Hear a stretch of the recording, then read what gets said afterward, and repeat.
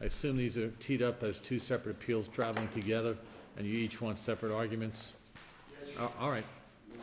Silly question, but let's begin with the first one. Lemondola and Florida Birth-Related Neurological Injury Compensation Association.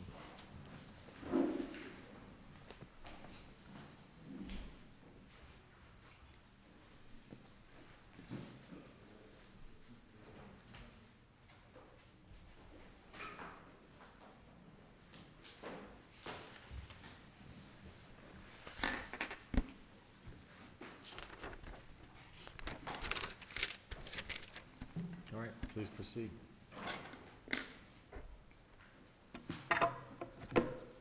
May it please the court, my name is Rebecca Creed. I'm with the Jacksonville firm of Creed and Gowdy.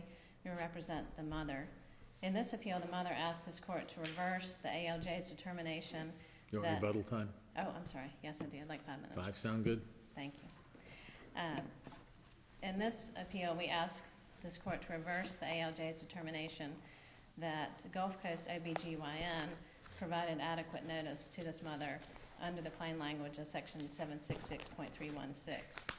The statute must be strictly construed. The statute is a statute that is in derogation of common law, and it deprives the mother of her common law rights and remedies that she might otherwise have against the OBGYNs. Because the language is in derogation, the language of the statute is in derogation of common law, and the language in the statute is clear and unambiguous, the ALJ should have followed that plain language to find that by giving... Did you know there's really no legal basis for the argument that statutes in derogation of common law must be strictly construed? That's something lawyers say all the time, but there's really no legal foundation for that. In this case, we have a Florida Supreme Court opinion in the Bennett case that states that principle of law. Well, perhaps, but you know, the statute itself really provides certain information has to be provided, and the administrative law judge found that what was given substantially complied with that. It basically gave the information that was required by the statute, and what was left out in the Xerox copy really wasn't material in any way. So help me understand what you think that was left out was material enough to take it out of the statute. Well, first I would argue that the plain language of the statute must be followed because the language of the statute is clear and unambiguous, and also Well, because yeah, of the but Florida Supreme I mean, Court's you're talking decision. about the plain language, and I can agree with that, but the plain language of the statute doesn't include how the information is imparted, what words must be used. I mean, you cited some mechanics lien statute, which has, these are the words, you've got to use Right. these words. Where in the NECA statute are the words spelled out, as opposed to, this is substantively what you have to say. You've got to give them the information so they can make an informed decision and have an opportunity to make this decision. Here, the language is not spelled out exactly in the statute, but what the legislature did was give authority to the association, to the entity of NICA, to furnish the form. And what the healthcare provider has to And do... they also gave them the option, if you run out of forms, you could start making copies of those forms. As we've said, we agree, there are numerous ways you could give the form. Certainly you can make a copy, but it's the provider's duty to give notice and the provider's duty to make sure that that form brochure is a complete brochure. And here, the But legislature... are you putting form over substance when you're arguing the form used doesn't have non-substantive matters? It's our contention that the form used did not have substantive matters. It omitted a complete paragraph. Yeah, but what I'm saying is that goes back to the statement of the language in the statute doesn't require the words that were omitted. It only requires the substance that was included inside the brochure. What the language of the statute does, though, is it directs the participating provider to provide notice on forms furnished by the association. So it authorizes the association to prepare a form that is then used to be distributed to all of these obstetrical patients. And here, what the healthcare provider did, inadvertently or not, was essentially create its own form by failing to give the mother the complete form. So that's your first argument, essentially? Yes. This lack of strict compliance? Yes. Do you agree that the language that was included, that did photocopy, didn't have the problem with the green background and the white print and stuff like that, included a clear and concise explanation of the patient's rights and limitations under the plan. Do you agree that was complied with? No, we do not agree that was Okay. complied with. Because, Because the language of the form that was given omitted a paragraph that was included in the original brochure. and what did that And paragraph that say? paragraph included information that would further have explained the mother's rights and limitations under the plan. For example, that she was entitled to a copy of the complete statutes free of charge, that there were numerous court cases interpreting the statute, and that the preparation of the brochure itself was mandated by statute. All of those are not immaterial omissions. Those go to a clear and concise explanation of the mother's rights and limitations under the plan. And that would be based upon a factual dispute. Is that true or false? You're making a factual dispute. You're contending that under these facts, this didn't comply with the statute. That would be the ALJ's interpretation. Yes, I Well, think that would be. so my next question is what So- you've picked up on. The ALJ resolves factual disputes. That's the authority of the ALJ, not the appellate court. Then I would disagree that that's not a question of fact for the ALJ. The ALJ's findings of fact, we can't contest those. But in her findings of fact, she found that these things were omitted. Now, her construction of whether those items were enough to satisfy the plain language of the statute, That would be that's de novo. a legal issue. Well, That's no, de that novo. I totally agree with, okay. Yes, so these were not immaterial omissions. They were substantive omissions, and again, it was an entire paragraph. And when you have a statutory mandate that requires notice to be provided on forms furnished by the association, this is the form. This color copy of the brochure is the form, and that was not what was provided to this Well, we've got mother. that fifth DCA case, Dan Darris, and the That- information inside the brochure was sufficient to comply with the case laws. Do you agree with that assessment? I agree with, that's what the 50CA did in DeAndres, but that's not the issue that's before this court. There, the issue was whether the brochure that NICA had created was enough to satisfy the statute. It wasn't an issue as to whether the delivery of the notice was sufficient. And here, our question is really, did this healthcare provider, by essentially creating, maybe inadvertently, creating a form of its own making, was that enough to satisfy the plain language of the statute by giving a form provided by the association? It was not a form furnished by the association here. And so it's really the distinction that the that the 50CA makes itself in DeAndres as to the Jackson case, which was another 50CA case. In that case, the question was the delivery of the notice, just like it is here, whether this healthcare provider satisfied its duty to deliver adequate notice to this mother by giving a form that was not the form furnished by the association. How about the fact that she's signed a form acknowledging receipt of this information, and in your brief you say that she did that so she could see the physician. Right. Is that advocacy, or is there something in our record that would establish that? Because all we know is that she did sign a form saying she got this information. Yes, I believe it was in her testimony at the evidentiary hearing that she was told she needed to sign that form, even though she didn't yet have the brochure. As the facts developed, she was originally given a Spanish form of the brochure, and her mother went to the receptionist and said, we need the English version, and they said, okay, well, we'll get you one, but you go ahead and sign this acknowledgement form so you can see the doctor. But in any event, that at most establishes a rebuttal presumption that she received notice, but it doesn't satisfy the OBGYN's duty of proof. And here the mother refuted any presumption that she received adequate notice by showing, and as the ALJ found, that she received an incomplete faxed black and white copy of the brochure that omitted material language.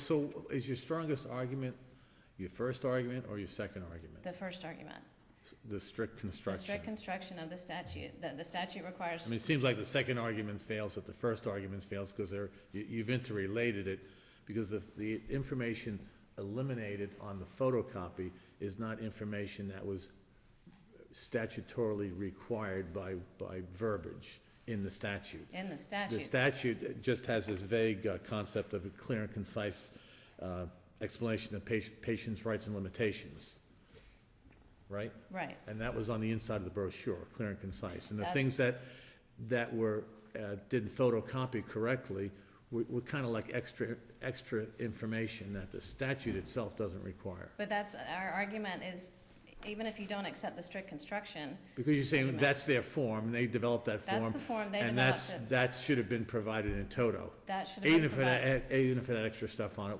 that's the form she's entitled And to. we're not conceding that just because that language wasn't included, that it otherwise satisfied, substantially complied, or that it did include a clear and concise explanation. Our argument is that But the language that ALJ was- found that it did. The And that- ALJ found well, that it the did. And that was a ALJ factual also determination. found that That- that what was left out was merely a reiteration of what was already in. But the ALJ also made specific findings as to 3 components that were not included in that language of the brochure. And we're not conceding that certainly the ALJ found what she found as facts, and we can't contest those, but to interpret whether those omitted items were substantially complying with the clear and plain language of the statute, that's a legal issue.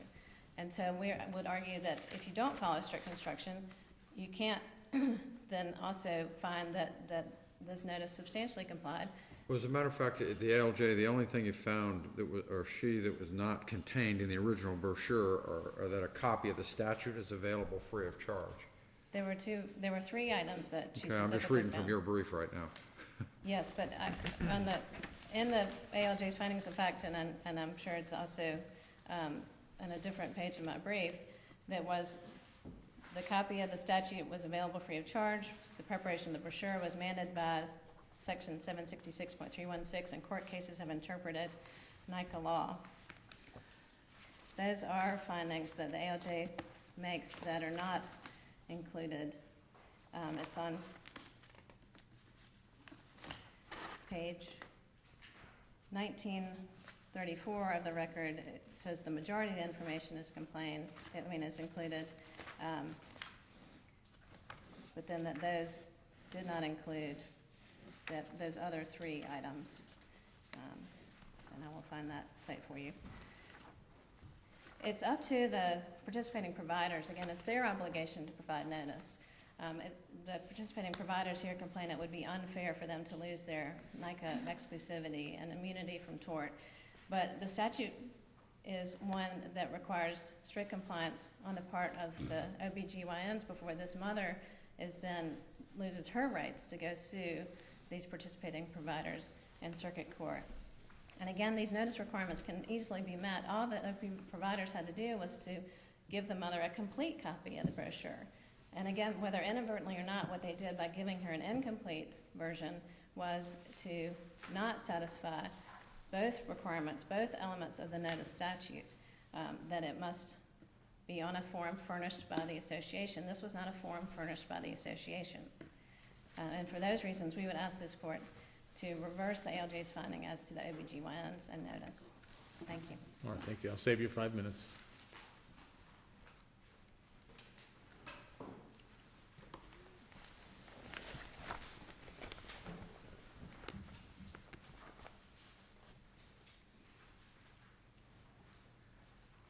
May it please the court, my name is Wilbur Bruton. I represent NICA in this particular case. It is undisputed that the mother received a black and white facsimile copy of a brochure which was prepared by NICA in compliance with 766.316, but one informational paragraph was missing.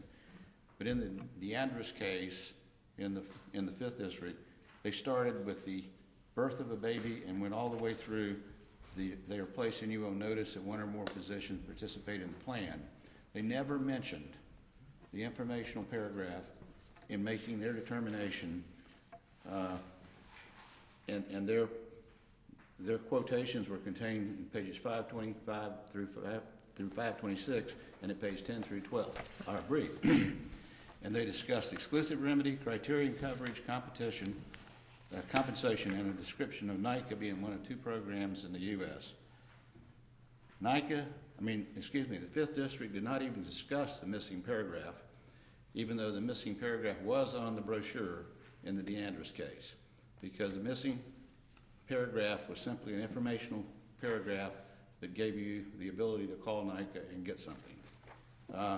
So it's not The relevant. argument's been made, though, that what was provided was not a form furnished or provided by the association.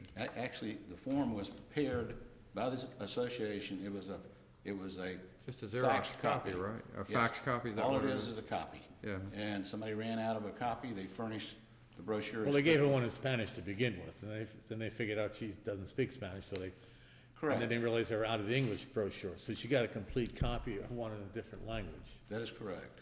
But then she got a correct copy of the one that's actually in the record, which is in English. And she received it, and it was exactly what the Fifth District ruled on in DeAndres, and we think that that's a clear and concise statement, which is I required. mean, you by would the agree if they stopped at the Spanish copy, that wouldn't be adequate notice. If you don't speak Spanish, no. So she signed an acknowledgement receiving this form. And the argument has been that she sort of did that because it was a condition preceding to seeing the doctor. Well, but the NICA statute speaks to that, and also creates a rebuttable presumption from the standpoint. Right. And that's been put in there because of the simple fact that how do you fight whether or not you actually got a copy of the brochure so everybody gets you to sign for it? But all of us who go to doctors, it's pretty common knowledge, when you go there, they give you a sheath of papers, and you gotta sign all of them if you wanna see the doctor. That's Yep. kinda how it goes down. So she signed this form when she had received the Spanish version, right? I did not. I know she hadn't received the fax. I don't know whether she'd received nothing at that point or simply the Spanish version, but she hadn't gotten the one she could read, that's for sure. That is correct, and she received it, and the copy that she received has got a date on it, and it's in our appendix. So let's throw the presumption out the door. Let's assume for the moment that signing a receipt there's something problematic with it. Does that matter in this case? No. Okay. Because it's introduced into evidence below, the exact copy that she And received. there's nobody arguing that she didn't get what she got. That is They're arguing correct. the adequacy of it, right? Yes, and the fact that there's a missing paragraph and it's a facsimile of what we've printed and distributed out does not conform and move this into a physician form rather than a NICA form, because the language and the information contained thereon was created and published by NICA. Was I right when I said that the only thing that wasn't contained in the original brochure that wasn't in the copy was the fact that the copy of the statute's available free of charge? Did I get that right, or was there more left There's out? three things. Okay. Okay, it's that you can get a copy, that the courts have interpreted it, and,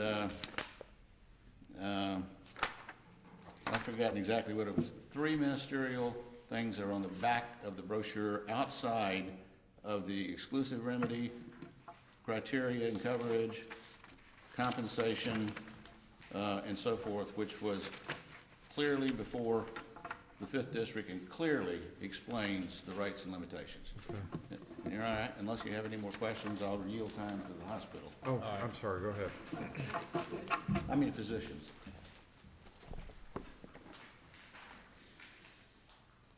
How much time is remaining? 13 minutes.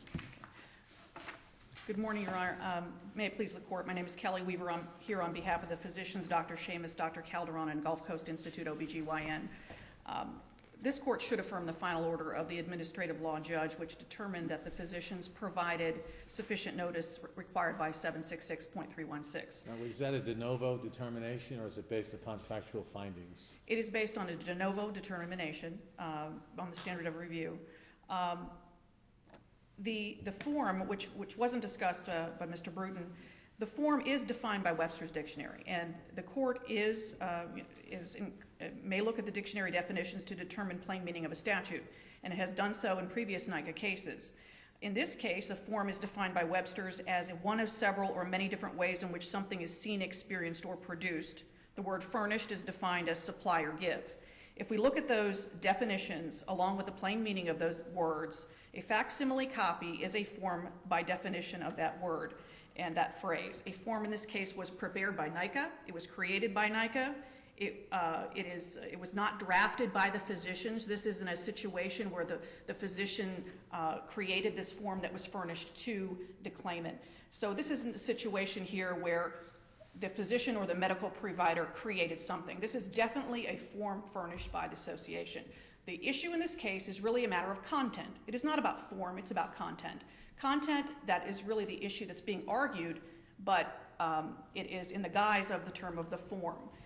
The content part of the statute is whether it's a clear and concise explanation. That's part 2 of the statute. That's really what the issue is in this case. Do you agree with the ALJ finding that the information inadvertently omitted was basically a reiteration of what was inside the brochure anyway? That is correct, but there were 3 phrases which were not included, and they are not material to the purposes of the legislative purpose of the statute. And they were not inside the brochure, the 3 That is phrases? correct.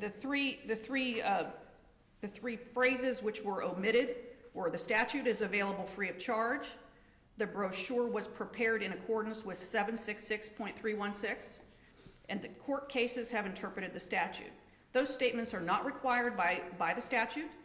They're not required by the legislative purpose of the statute. They're not required by the case law that's interpreted the statute. But her argument is the legislative tasked NICA with formulating this brochure, and if they made it, it's supposed to be in there. The physician doesn't get to pick and choose or cut and paste what it provides or doesn't provide.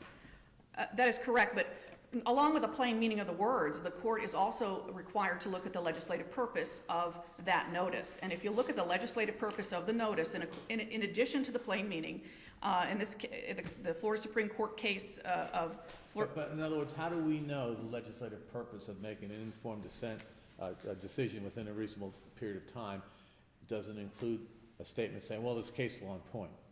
Okay. Is there something you can point to us that says Because this is the purpose- legislative purpose sure. and this isn't? The purpose of the notice, in accordance with the decision Gallon of Florida versus Braniff, the purpose of the notice is to give obstetrical patients an opportunity to make an informed choice between using a healthcare provider participating in the NICA plan or one that's not a NICA participant. That's the purpose the court needs to look at, and whether that language and the purpose was effectuated.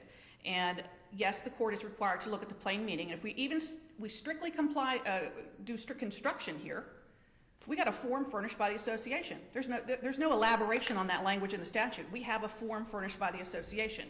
What is at issue is the content of that form, and was it enough to effectuate the purpose of the statute and give a clear and concise explanation of the plan? And it is our argument, yes, in fact it did. The ALJ was appropriately determined that was the case. And I wanted to point out, in rebuttal to the argument that was made by claimant's counsel, or appellate's counsel, that clear and concise explanation is not argued in this brief. It is not an issue on this appeal. The judges raised it to appellant's counsel, but the only issue on appeal that's been raised is the language pertaining to the form furnished by the association, and the other issue is substantial compliance was not met. So they have not argued that point, and it's been waived, and that is our position on that. So that's not even an issue for the court to decide today based upon the fact that it wasn't raised in the brief or as a matter on appeal. And as pointed out by Judge Morris, or Judge Valente, the conclusions of law are supported by the evidence. The executive director of NICA did testify in this case, and also there was a request for brochure form that was admitted into evidence. And that request for brochure form, created by NICA, who's in charge of managing the program, gave this form to the physicians to use to request brochures. And that says you can make a photocopy of the NICA brochure. That was put into evidence in this case. NICA's in control of the program, and that, in addition, supports the argument that a black and white photocopy is sufficient. It doesn't say we have to have a color copy. It doesn't say we have to have a black and white copy. It says make a copy if you run out. The idea is to get the notice to the patient and for them to make an informed choice, and we effectuated the purpose of the statute in providing the notice that was provided. It's our position also that this wasn't addressed in the initial argument of appellant's counsel, but we did substantially comply with the statute should the court determine that we did not strictly comply. The court's primary task is to determine if the purpose of the statute was accomplished, and it was. And immaterial errors and omission in cases and statutory notice cases have been excused by the courts in the past. And this is a plain meaning case. Dictionary definitions also control and support the argument that sufficient notice was provided by the provider. And it's our position that the ALJ's ruling should be affirmed. All right, Thank you. Thank you.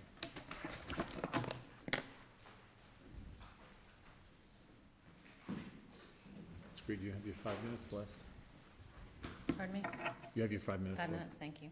On page 4 of the initial brief, that addresses the whole consideration of when the mother received the Spanish brochure and has record sites as to when she signed the form acknowledging the receipt of the NICA brochure, and that was before she had received the copy of the form in English. Pages 1933 to 1934 of the ALJ's final order include the specific findings as to the 3 items that were omitted. The language of the form, section 766.316, establishes a bright line rule. The OBGYN attempts to emphasize the purpose of the statute to the exclusion of the plain language of the statute, which requires that notice shall be provided on forms furnished by the association, and that notice shall include a clear and concise explanation of the rights. And it's our argument that it is the NICA form that provides the clear and concise explanation of the rights and limitations under the plan. It's the form. It's not a partial copy of the form or an incomplete copy of the form. And so to argue that we haven't argued substantial compliance, our alternative argument is the ALJ erred in interpreting the form to find that there was enough there to satisfy the purpose of the statute or to satisfy the plain language of the statute. And our argument is by not considering the effect of the material omissions, that the ALJ erred in finding that the language still was enough to give notice to the mother under the requirements of the statute. So it's the form itself that's important. And again, the legislature delegated authority to the association to provide the form, to furnish the form, to prepare the form, and that is the original complete form. But the request for brochure form promulgated by, I pronounce it NICA, you guys are pronouncing it NICA, so forgive me for that, I just fall into that habit.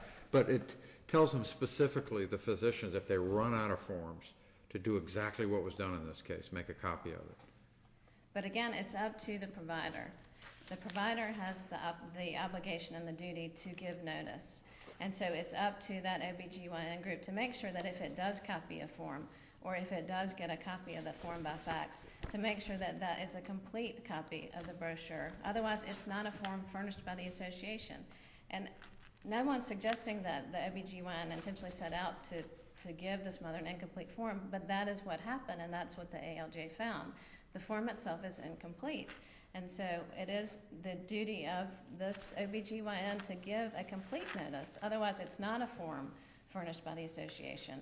It is a form, and it creates uncertainty because here we are litigating whether there was enough information given when all the provider had to do was give the mother a complete form. It's not a The difficult information requirement. left out on the copied form, what part of the left out information do you think caused your client to be misled? Well, respectfully, Your Honor, we don't have to make that showing. Okay. Well, I'm just trying to understand it because obviously we're all trying to figure this out, and we're trying to figure out in substance, has the statute been complied with? At least that's the way I'm looking at it, is what the statute wants your client to get the information. Did she in fact get it? Correct. So your argument is that she didn't get everything on the form, so I was trying to understand what is it that was left out that your client needed to have under the statute? Under the statute, she needed to have that complete paragraph. Okay. And she needed to have information that she could get a complete copy of the statute free of charge. She needed information that numerous court cases have interpreted the NICA plan, and she needed to know that this preparation of this brochure was required by statute, mandated by statute. You're down to about 50 seconds. Thank you. Again, it's the obligation of the provider, and this duty can be easily satisfied. It was not met here. This was not a form furnished by the association. There is a bright line test, and that's whether notice is provided. So the mother's not then required to come in and say, well, I may have done something different. That's just not the standard, as the First District explains in the AT decision. You can't look to whether the mother would in fact have changed her mind. It's on, the duty's on the provider to satisfy the statutory notice. We ask this court to reverse. Thank All you. right, thank you. Well argued. Appreciate you guys. Interesting case, for sure. Move on to the companion case.